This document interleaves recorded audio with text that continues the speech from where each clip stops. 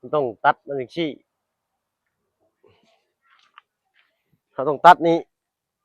ชื่อมันล่มบ่ฮอดดอกเฮือนเจ้าเนาะมันบ่ปวดบัดเดียวตินี่เนาะฮะเห็นบ่อยู่อยู่อ้ายเด้ๆๆๆเห็นบ่อ๋อเด้อเป็นหูข้างลิ้นเนาะเอ้าปาดลงนี้เออไปเลยบาดมันต้องจังซั่นได้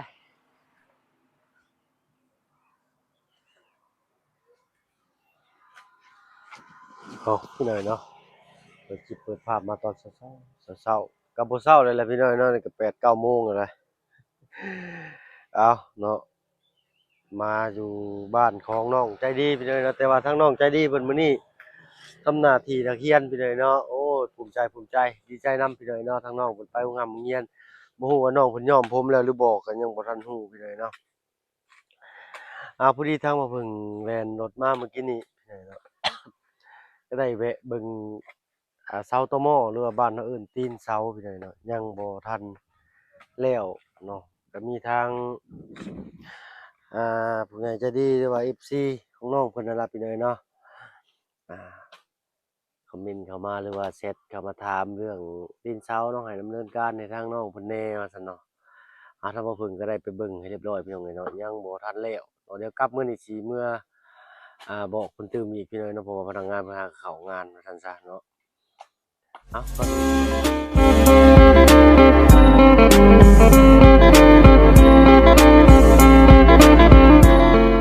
ทักทายพี่น้อยเนาะกับทักทายสบายดีผู้ใหญ่ใจดีแล้วก็ FC เบิดทุกท่านที่เข้ามารับชมช่อง YouTube บ่เพิ่นเคยหลายคือเก่าเนาะบ่ว่าฝั่งไทย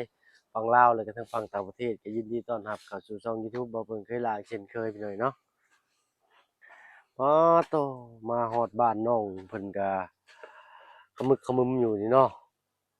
ดุดิสาวดอกแคนี่โอ้โตเนาะเหือไหลไข่ย่อยเราก็ได้เอาแต่เช้าแท้เนาะแต่เก่านี่บ่เห็นเราสิหน่อยเนาะโดยสบายดีทั้งสาวดอกแคแต่เก่านี่บ่เห็นได้ไปนี่น่ะเอ้อเดี๋ยวนี้สิเห็นเด้เนาะเดี๋ยวนี้เนาะเห็นยังเหรอไอ้เห็นเจ้าแล้ว แต่เก่าไปเบิ่งเอาใบชะมวครัวอยู่เซโปนได้มาเรียบร้อยเนาะโดยโอ้เสียตัวไหนขอโทษก็ไปหน่อยเสียเท่าไหร่อันซะดอกแค่รวมทั้งหมดบ่ไอ้โดย2 ล้าน2 ล้านโดยโอ้ค่าแรงแบบว่าจ่ายแบบว่าค่าเข้าเซ็นอีหยังอืแหน่แม่นแท้ทุกอย่างมือในบ้านเฮานี่โอ้พี่น้องเนาะค่ามิกค่าซอค่าปึ้มทุกอย่างแหละพี่น้องเนาะเสียเบิดทุกอย่างเนาะบ่ว่ามีหยังก็ช่างพี่น้องเนาะที่บ่แม่นของเฮาย่อมได้เสียเงินมาเสมอแหละพี่น้องเนาะต้นกล้วยก็ตัดออกเบิดบ่ซะดอกแค่นี่โดยเอ้าสิเอาไปใช้นี่สิไปปลูกใช้ต้นกล้วยเจ้านี่บัดนี้ พอบ่ใกล้เราจะปลูกอยู่ให้ล่ะอ๋อเพิ่นสิลงไปปลูกอยู่ไร่นี้โอ้เจ๋ยเนาะเอาทางชาวดอกแคเป็นก็อยากเฮ็ดให้มันสะอาดว่าซั่นซะเนาะให้มันสะอาดคือหมู่แน่เพิ่นว่าเอเนาะๆแล้วบอกให้หาลูกเขยมาช่วยไม่เฒ่าโอ้เนาะพอได้มีคนตักดินขึ้นให้นะตาแซวน้องเพิ่นพี่น้อยเนาะเอิบได้บ่เลยน้ำปั่นเอาพี่น้อยเนาะแล้วก็ ผู้หญิงก็เฮ็ดเวียกแท้ๆได้พี่น้องเอ้ยผมผู้เดียวแล้วนะกับแม่แล้วนั่นมื้อนี้ทั้งคุณแม่ไปใช้ซาวดอกแค่ไปเรียนเงินจากนี่โอ้มื้อนี้เพิ่นพักผ่อนไปพุ่นเนาะเอ่อกินข้าวกินน้ำแล้วบ่โดยกินแล้วโอ้แล้วยังกินข้าวเช้าพุ่นกินเครียดกินเขียดโดยเมื่อคืนนี่ลุงเหิมจับกบได้2โตตงใหญ่เว้ยโตสำ4นิ้วอีกกบเมื่อคืนเนี่ยกินบ่ กินแล้วสิกินมื้อแลงนี่เออแล้วก็ลวกน้ำร้อนไว้คักบ่คักแล้วก็ได้ต้เรื่ององร้อนแล้วต้นกบแต่ว่ามันปบมันปบ แรงมันผ่านมันเมื่อคืนนี่นะเขาเจ้าขี่รถจักรไต่โคมพี่น้อยเนาะเยืองกบตามหนทางนี่นะได้เพิ่นก็ได้ผู้หนึงก็ได้ใช้ผ้าแยงเขียวบักหลายนึงว่า ได้มาเพิ่นก็ไปเลาะขายบ่วุ่นก็ซื้อมื้อเช้านี่แต่เช้าๆเพิ่นนั่นซื้อเขียดถุงหนึงจักสิแม่นถุงเท่าใด10,000บ่คือ20,000ต้นกล้วยที่เจ้ากลมันเป็นดอกกล้วยนี่เบิดบ่น้องอันบ่แค่แม่นต้นกล้วยที่เจ้ากลมันเป็นหมากไว้นี่บ่คนละหมากโอ้ เป็น กล้วยเรา เป็ เป็น นแบบนี้อ่ะ เป็นกล้วยหอมบ่นี่ โดย เออเนาะ ซื้ออีกได้บ่ บ่เอามาปลูกเลยเด้เนาะ ลงฟุตบอลนั้นน่ะ แม่นบ่อันเดียวกันบ่ โดย อ๋อไปเดี๋ยวจะอ้อนกล้วยบ้านเพิ่นนี่ค่อยได้ต้องมันยังบ่แก่นบ่นี่ ยัง ถ้าก็ใหญ่เนาะเขาถ้าเบิ่งว่ามันใหญ่พี่น้อยเนาะสิหน่วยใหญ่ซำไรที่ว่าจำผิวจักเครือมันน่ะอ๋อต้นกล้วยเราออกจนเบิดอีหลีรอนี่เนาะมีไผเข้ามาแล้วล่ะมื้อนี้ ยังไง ยังบ่เห็นไผเลยปาดใบหมี่อ่อนพี่น้อยเนาะอันว่าลาบเป็ดเนาะทางภาคอีสานทางไทยเพิ่นสิทอดใบหมี่กินกับลาบเป็ดได้เคยกินอยู่ศรีสะเกษเทื่อเดียวพี่น้อย กินกับใบมังมีนี่กินกับลาบ แม่นกินกับลาบเป็ด บ่เคยกิน เพิ่นเอาใบอ่อนไปทอดเด้ทอดให้มันกรอบแล้วกินกับลาบทางน้องใจดีเพิ่นบ่อยู่ไปโรงเรียนแล้วพี่น้องมื้อนี้โอ้ยเอาเนาะดีใจที่น้องเพิ่นไปโรงเรียนมื้อนี้เนาะไว้นี่ก็ตากฝนไว้ก็คือสิบ่เป็นหยังดอกพี่น้อยเนาะตากแดดตากฝนไว้ก็คือสิบ่เป็นหยังปานใดถ้าว่าถึกดินน่ะมันสิไปไวกว่าเพราะว่าปลวกกินเนาะ ปลูกบ่ได้เข้าดอก ปลวกบ่เข้ามันมีน้ำปลวกบ่เข้าเนาะเขาญาตแต่มันแตกก็คือสิบ่เป็นหยังดอกพี่น้อยเนาะ9ต้นเอาทางบ่าวตูนไปสั่งบ่าเซาไว้แล้วพี่น้อยเนาะแต่ว่ายังบ่ทันแล้วทางห้านเฮ็ดเพิ่นนั้นยังบ่ทันแล้วเนาะเขาก็สิเร่งมันก็บ่ได้ เป็นว่าแล้วตีนเสานี่ตั้งเลยบ่ไอ้ แม่นละ เย้ยได้จำท่านพอเบิ่งเลยไว้นี่ ตัวน้อยมันยังจันมาจ้ะเนาะบ้าข่อยโตซำพุกี้แม่นอันนี้ตัวน้อยพี่น้องมันยังจันบ้านเพิ่นยังก็บ่ได้ซื้อมาออกมาฮอดก็เดียวว่าสิพ่อน้องจะดีเห็นพ่อเพิ่นเฮ็ดเวียกบ้าน เราไปโรงเรียน บ่ได้ซื้อน้ำเย็นมาให้ซ้ำ ไป ไอ้เจ้า มันบ่เป็นหยัง ออกมาฮอดว่าบุกเราก็ได้เนาะแต่เก่าเพิ่นสิลงเจโปนบ่เห็นเราจะเทื่อได้พี่น้อยเนาะต้นบักหุ่งต้นใหญ่บ่ตัดบ่ดอก น้องว่าสิตัด ตัดบ่ เด้อ บ่อย่ามันถึกสายไฟเพิ่น อันนั้นแบบว่าต้องมีคนอันนั้น ดึงบ่ เอาไม้เสียบไปทางนี้แล้วก็ไปพุ่นเนี่ย มันถึงเฮือนบ่ บ่มันสิลงมันบ่ลมทางพุ่นกับทางนี้มันสิลง มาสิตัดให้มา ต้องมีคน ต้องมีคนดึงบ่เจ้าเอาเจ้าดึงเจ้ายู่เจ้าอาจสิตัดให้หรือเจ้าสิตัดอาจสิยู่มันมีวิธีตัดอยู่ได้มันมีวิธีตัดอยู่ได้วันนี้สิว่ามันต้องมีเทคนิคเนี่ยได้เด้อโอ้ยต้นผิกแล้วอืมอืมต้นเตียวของแซ่บบ่แล้วโอ้บอกหูนะ มาตัดอืม ไม่ก็มีอันเดียวครับไปกันหาหน่อไม้กับน้องเจดีเพิ่นว่าอืม โอ้ยอย่าพาแป๊บเดียว ต้องหาเอิ้นคนมายู่แม่คนหนึ่งน่ะ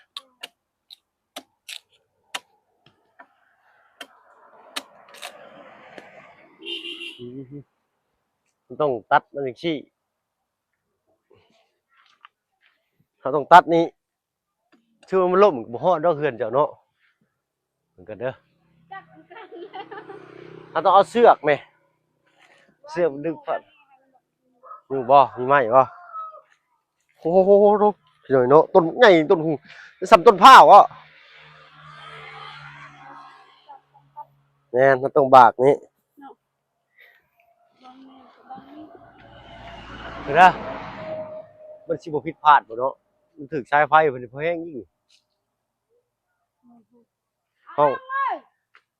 ห้องเพิ่นมันยุ่งซอยเอาไม้มานำเด้อ เลยไอ้บักเลยฮะแม่นสายไฟตัวนี้จะติดตัวนี้นี่มันตามจริงบ่ถึงนี่ถึงแล้วเด้อเด้อ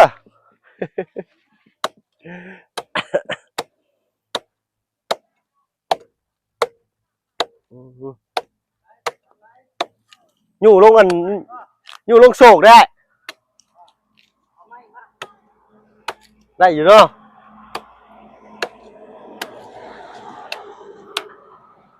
เนาะไม่บ่สั่นพุ่นบ่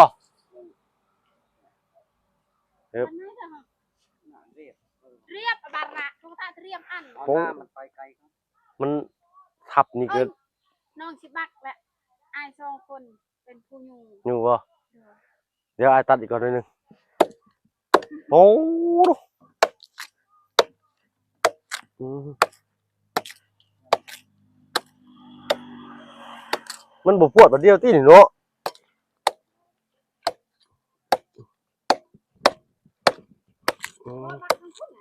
อืม งั้นนะเด้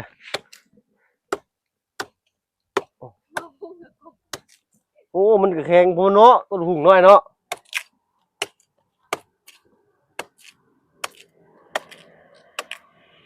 เตรียมเด้อเตรียมเด้อ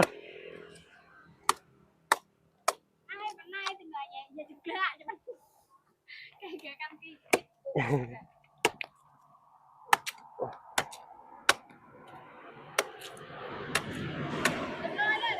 ฮะเราโยกด้วยเด้อกดก่อนฮอตก้นแล้วฮอตก้นแล้ว ตัดเลย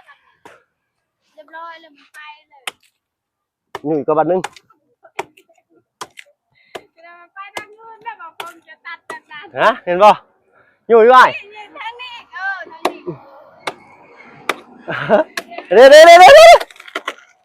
วู้โอ้ตัวขาดเป็นท่อนถึงนี่นี่ ขอบใจเด้อขอบใจเพื่อนคนเด้อ เลยขาดถึงนี่เข้าใจได้เด้อ หน้าปลายคงเนื้อได้นะ โอ้ตัดเซียนมันเรียนมาเลยผมเป็นหูขี้ต้นหูเนาะ เบิ่งในคลิปคือเขากินได้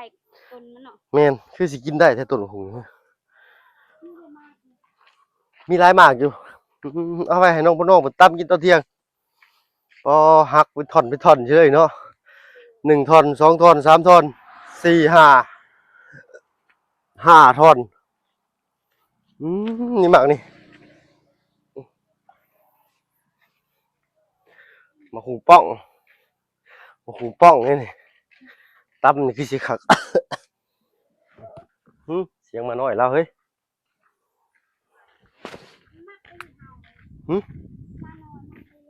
เจ้าหมักมาหน่อยอ๋อมาหน่อยมันหมักเฮาพี่เจอมาหน่อยมันหมักเฮาใช่ละผ่า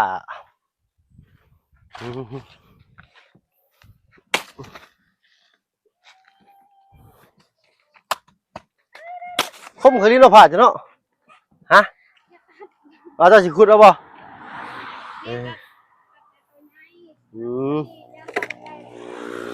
โอ้ทิ่มใช่นี่ผู้หมากนั่นล่ะมันตกลงคลองเลยฮะนี่บางน้อยนะ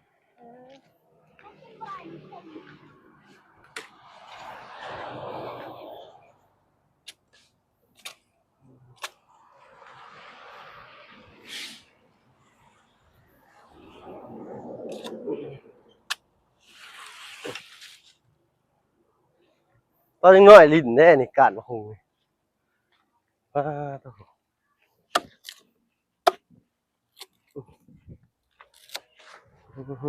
ย่าง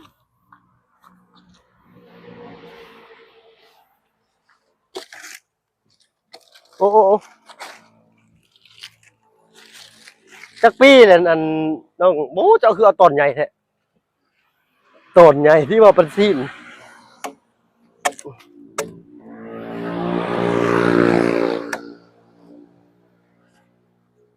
ุ่งจะได้แล้ว6 ปี อันนี้ได้ พ่อกับเพื่อนเนาะ อืมอย่าไปแม่เจ้าอย่าไปอยู่ทางหน้าผ้า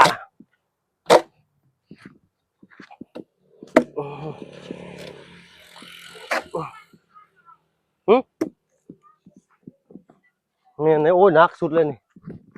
มันมีน้ำเนาะ มันตันเลย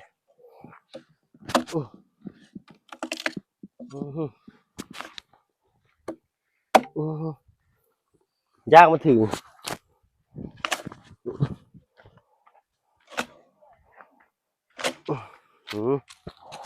แม่จะสิบ่ให้บ่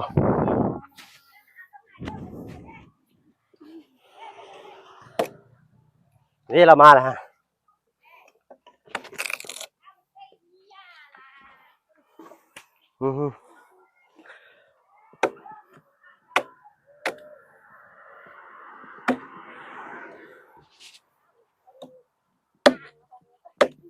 ตัดเอาตัดต้นหงกันเลยไหมเ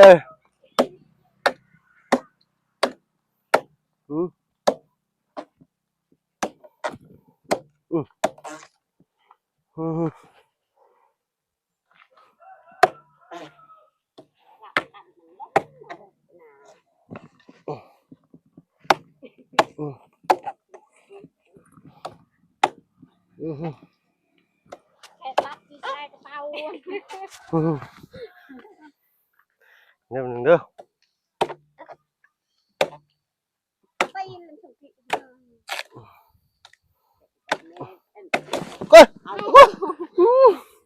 โอ้ยถึงนักแข่งเขาแล้วบัดนี้ จมโลก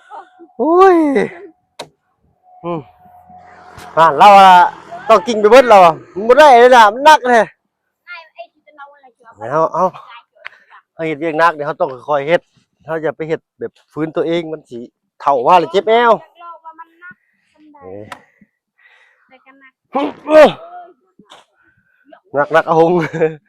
นักต้น ก มะ ว่า ฮุง เช้ามาอีกได้นี่เลย โอ้นักอันนี้เด้ เช้าเด้ มันเปียกนี่ล่ะมีแต่น้ำบ่ ทำไมไก่น้ำ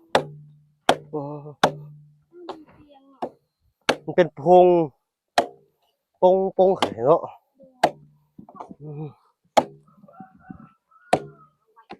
แม่เมื่อคืนนี่ได้ไปใต้กบอยู่บ่ได้ไปก้านกบอยู่บ่เมื่อคืนนี่ แม่เราไป บ่เห็นเลยเนาะสามีเนาะตากบเนาะบ่ติแล้วพี่น้อง ตอนนั้นเราก็จะไป โอ้โหเบิ่งเด้อล่ะขาเจ้าก่อน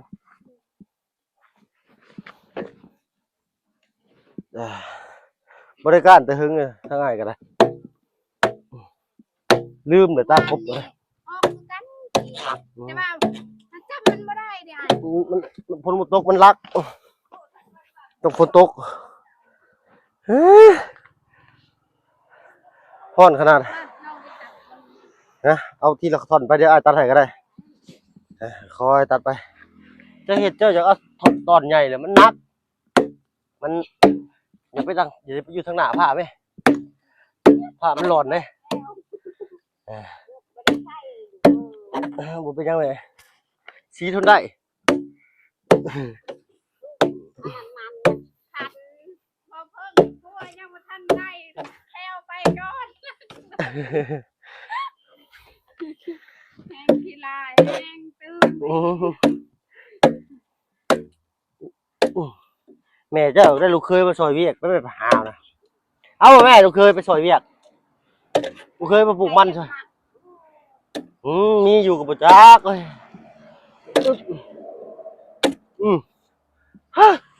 เท่ากันพี่เลยเนาะเดี๋ยวคอยเมื่อยแล้ว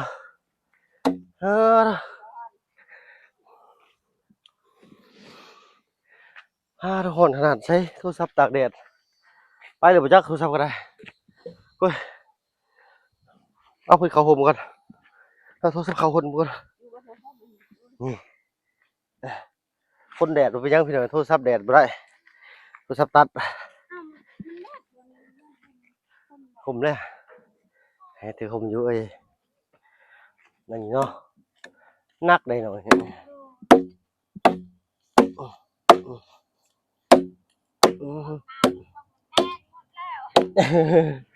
นะลูกผึ่งมันแดงไปแล้วเหรอ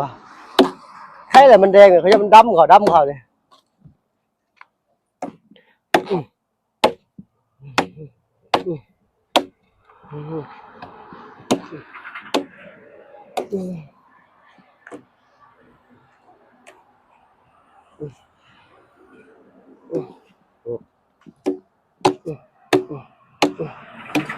โอ้ดูมาหลับมาเดี๋ยวป่ะอ๋อดูเป็นหูเคอรี่เนาะอ้าวปาตรงนี้ไปเลยบาทต้องจักสั้นได้คือบ่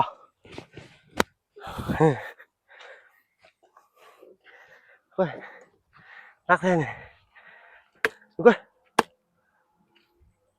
ย่อผู้เดียวรู้บ่นะเบิ่งข่อยก็ได้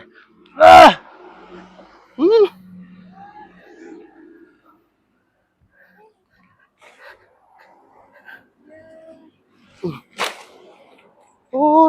ได้ละโยขามโยนลงนี่เลย1 2เล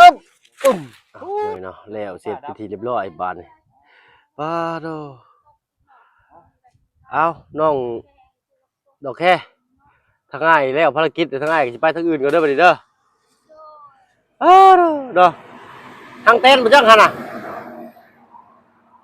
ทางเต้นบ่เมื่อกี้นี่นะเอาคือว่าแตกวุ่นโลดเด้อเนาะแม่นประตูระวังได้